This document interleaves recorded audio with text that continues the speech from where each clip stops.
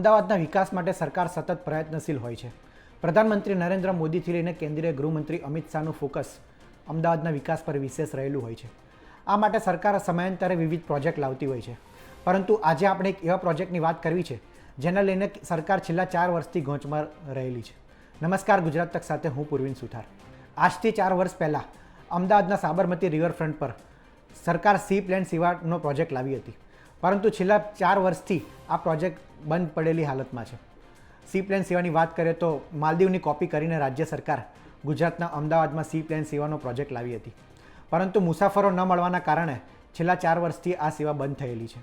સરકારનું કહેવું છે કે મેન્ટેનન્સના કારણે આ સેવા બંધ કરવામાં આવી છે. જલ્દીથી તેને શરૂ કરવામાં આવશે. હાલ ટેન્ડર પ્રક્રિયા પણ શરૂ છે, પરંતુ કોઈપણ કંપની આનું સંચાલન કરવા માટે રસ દાખવતી નથી. સરકારનું કહેવું છે કે સી પ્લેનમાં અત્યારે ટેકનિકલ સમસ્યાના કારણે આ પ્રોજેક્ટ બંધ છે. પરંતુ હકીકત એ છે કે તેમને મુસાફરો ન મળવાના અભાવે આ પ્રોજેક્ટ બંધ કરવામાં આવ્યો છે.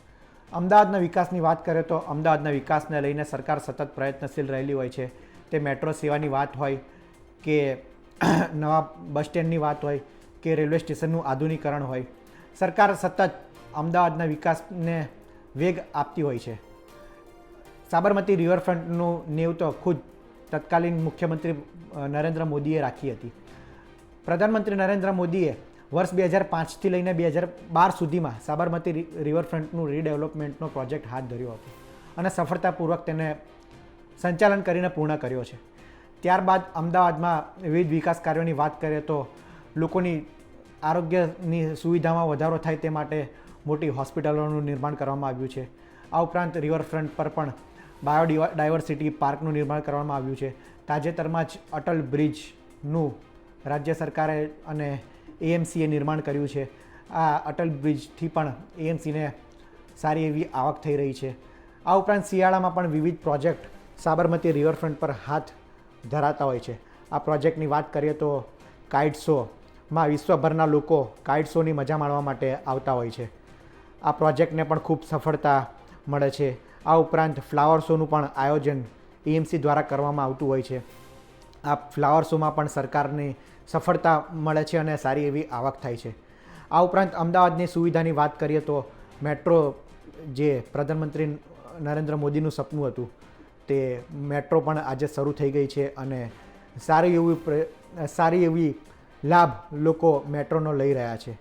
આ ઉપરાંત એએમટીએસ દ્વારા ડબલ ડેકર બસ સુવિધા શરૂ કરવામાં આવી હતી, જે પણ અત્યારે ગાંધીનગરથી લઈને અમદાવાદના સરખેજ સુધી ડબલ ડેકર એએમટીએસ બસ દોડે છે, જેનો પણ અમદાવાદવાસીઓ લાભ લઈ રહ્યા છે.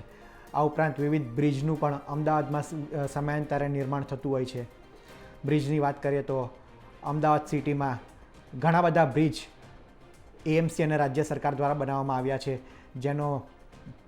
જેને લઈને અમદાવાદવાસીઓની સુખાકારીમાં વધારો થાય. પરંતુ આ સી પ્લેન પ્રોજેક્ટ રાજ્ય સરકારની ક્યાંક ને ક્યાંક ખામી રહી ગઈ હોય તેવું લાગી રહ્યું છે.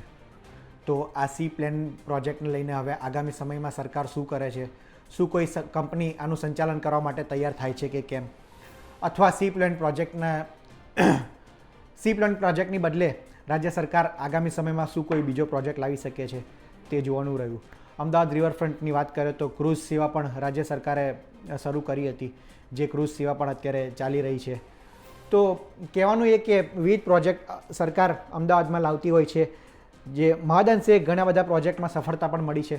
પરંતુ આ સી પ્લેન પ્રોજેક્ટને લઈને સરકાર ક્યાંક ને ક્યાંક ગોચમાં મુકાઈ હોય તેવું લાગે છે. તો આગામી સમયમાં હવે સી પ્લેન પ્રોજેક્ટ ફરી ક્યારે શરૂ થાય છે તે જોવાનું રહ્યું. આ રિપોર્ટમાં હાલ આટલું જ. ગુજરાતના તમામ મહત્ત્વના સમાચાર માટે આપ જોડાયેલા રહો ગુજરાત તક સાથે. નમસ્કાર.